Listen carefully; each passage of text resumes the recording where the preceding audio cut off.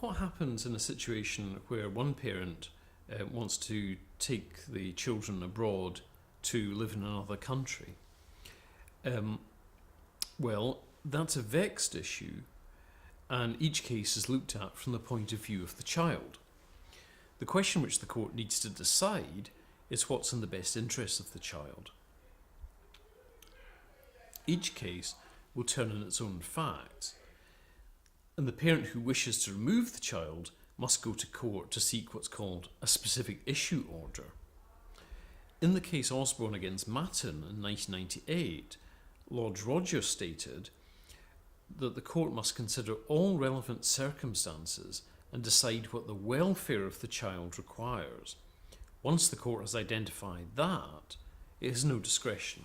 The court must do as the welfare of the child requires. Now, in M against M, which was reported in 2000, the court identified a number of important factors. And these were: 1, the reasonable expectation of a materially better life; 2, the opportunity to be raised in a stable environment; 3, the views of the children; 4, protecting their inheritance; and 5, the risk of regret if thwarted from moving. Now, in that case, the mother and her new partner bought a flat on the Costa Brava. Both were British and lived in Glasgow. The mother wants to make a new start in Spain. She had no connection with Spain, and she didn't speak the language. She hadn't lined up any employment there. The child did not want to leave his friends and didn't want to leave his school either. And he was going to miss his father. He was dyslexic and might not have proper support in Spain. His schooling would be held back because he didn't speak Spanish.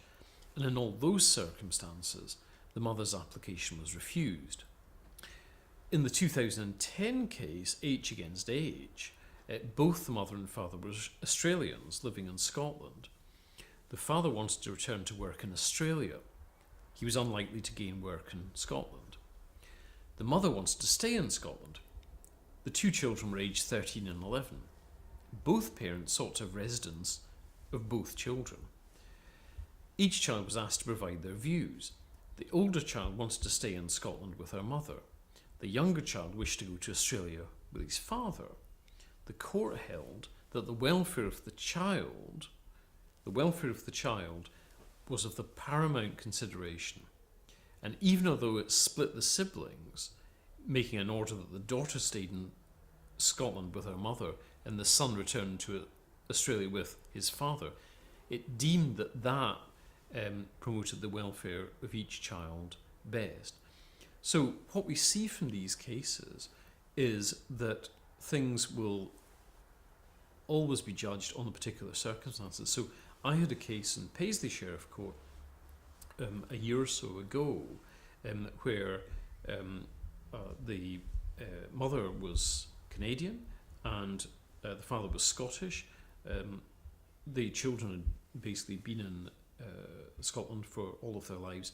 The marriage had broken down and the mum wanted to go back to Canada, where she said she would be able to have a materially better life and the children could benefit from that. But what she didn't do was provide a realistic description for the court of the life that the children would have. So, for example, she didn't say, well, I've been to Canada and to this particular place, here's the school they would attend, here's the subjects that they will study, here's the family network that will be, and all that kind of thing.